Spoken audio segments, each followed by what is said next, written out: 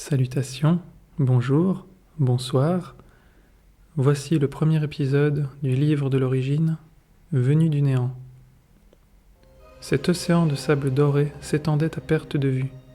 Seul le bleu profond d'un ciel sans nuages lui faisait obstacle. Un faible vent soufflait le sommet des dunes, seul relief de ce royaume ardent. Aucune partie de ce désert n'échappait à l'astre d'or qui irradiait tout de sa lumière meurtrière. À l'horizon se dressaient les imposantes roches d'Akaral. Ces montagnes étaient les témoins millénaires de cet enfer immuable. D'un pas las et éprouvé, elle poursuivait son chemin sans jamais se retourner. Elle avait perdu toute notion du temps. Sa longue chevelure noire tombait jusqu'au bas de son dos. Par moments, quelques mèches bouclées masquaient ses rougeoyants yeux violets. Épuisé, son teint pâle s'assombrissait. Malgré le soleil assassin, le harcèlement permanent de la soif et le vent brûlant, elle marchait sans faillir, suivant une route imaginaire qu'elle était la seule à percevoir. Malgré sa détermination apparente, ses forces diminuaient et ses convictions se troublaient. Il lui fallait un signe pour continuer à avancer. Un frisson la parcourut, et son regard, de plus en plus désespéré, aperçut le sommet des montagnes lointaines où ses pas la menaient. Après une marche harassante de plusieurs heures, les amas rocheux paraissaient toujours aussi distants qu'auparavant, peut-être même davantage. À bout de force, elle se traînait sur le sable bouillonnant, refusant obstinément de cesser sa marche. Son corps était presque aussi chaud que les dunes arides, et ce qui lui restait de volonté allait bientôt se briser. Elle ne pourrait plus résister bien longtemps à cette chaleur intense. Il lui fallait un signe divin. D'une nature mortelle, le doute faisait partie de son existence. Alors que le vent torride du désert agressait son visage, elle crut percevoir un murmure lointain l'incitant à se lever. Surprise, elle se redressa péniblement, se tournant et se retournant, et vit, dans toutes les directions, cet océan infernal qui s'étendait à perte de vue. Assurément, elle y était seule. Pourtant, cette voix, lui ayant donné la force de se relever, avait semblé parfaitement réelle. Il fallait cependant se rendre à l'évidence. La fatigue et la chaleur extrême avaient probablement altéré son esprit.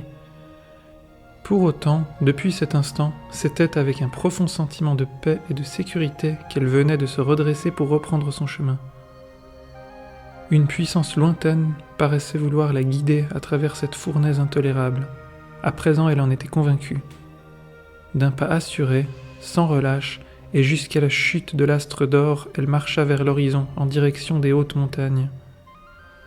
Tu seras appelé Astaroth, et tu propageras ma parole à tous ceux qui iront à ton encontre, aussi longtemps que tu auras foi. J'allongerai tes jours, ton cœur et ton esprit ne connaîtront aucune limite. Dans un violent sursaut, elle s'éveilla. Elle était en sueur. Ce n'était qu'un rêve. Quand et combien de temps s'était-elle assoupie, il était impossible de le savoir. Au-dessus de sa tête brillait toujours ce soleil assommant, mais il ne l'atteignait plus car une ombre l'en protégeait. Ce fut alors qu'elle se souvint de son songe et des étranges paroles qu'il contenait. Se relevant avec peine, elle tourna son regard vers ce qui l'abritait. C'était un immense rocher rouge à l'aspect sableux. Derrière lui se dressaient les imposantes montagnes d'Akaral. Avec stupeur, Astaroth ne put que constater que ces dernières, autrefois si lointaines et inaccessibles, étaient venues à son encontre. L'infinie distance les séparant avait été parcourue pendant son sommeil. Ce fut alors qu'elle pensa à nouveau à la voix de son rêve. L'ombre de ces imposantes roches la protégeait des rayons irradiants de l'astre d'or qui semblait ne jamais se coucher. D'un pas déterminé, sans plus ressentir la fatigue, elle s'engouffra à travers ces massifs rocheux.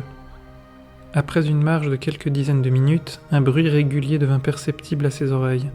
C'était de l'eau qui s'écoulait. Au fur et à mesure qu'elle approchait du son, les épaisses parois rocheuses se tapissaient d'une végétation plus abondante. Ses pas l'amenèrent à descendre toujours plus profondément dans les entrailles de la terre. La lumière faiblissait. Seule une petite partie du ciel était visible, très loin au-dessus de sa tête, et l'air s'était grandement rafraîchi. À cet instant, il était difficile de concevoir qu'hors de cet endroit se trouvait un désert infini de sable bouillonnant. Sans plus s'en soucier, Astaroth poursuivit sa marche, comme si elle savait instinctivement où aller. Le son de l'eau la guidait. Finalement, elle en découvrit la source. Contre une paroi à l'aspect rongé, de minces filets d'eau s'écoulaient et se jetaient dans une flaque dont la profondeur ne devait pas atteindre la moitié d'un homme. Assoiffé, Astaroth se pencha aussitôt pour boire. En se relevant, pendant une fraction de seconde, elle entrevit furtivement une ombre se cacher derrière l'épaisse végétation qui lui faisait face. Les feuilles et les branches bougeaient encore un peu, trahissant une présence inconnue. Sans crainte, elle se leva et porta son regard dans cette direction. « Qui est là ? Montrez-vous, je ne vous veux aucun mal, » dit-elle. À ces mots, une silhouette apparut docilement. C'était un jeune homme vêtu d'un seul tissu clair noué autour de sa taille. Il fut rejoint par une jeune femme et 2 autres hommes, tous vêtus de manière semblable. Ils regardaient Astaroth sans oser parler ni s'approcher. À leurs yeux, l'étrangère ne ressemblait à rien de ce qu'ils connaissaient. Ses vêtements et son apparence leur étaient inconnus, nourrissant une certaine inquiétude. En les observant, Astaroth le comprit. Elle comprit également que l'eau qu'elle venait de boire était leur source. Alors elle s'en écarta lentement, puis elle dit d'une voix douce et bienveillante « Approchez, n'ayez pas peur. » À peine s'était-elle adressée à eux qu'elle sentit un souffle froid réchauffer son dos à la base de son cou. Portée par une force inconnue, la même que celle de son songe, elle dit d'une voix éthérée qui ne lui ressemblait pas « Ceux qui suivront la voie ne manqueront de rien. Voyez et croyez. » Aussitôt qu'elle eut prononcé ces paroles, les minces filets d'eau s'épaissirent. Après quelques secondes, ils devinrent abondants, formant une cascade.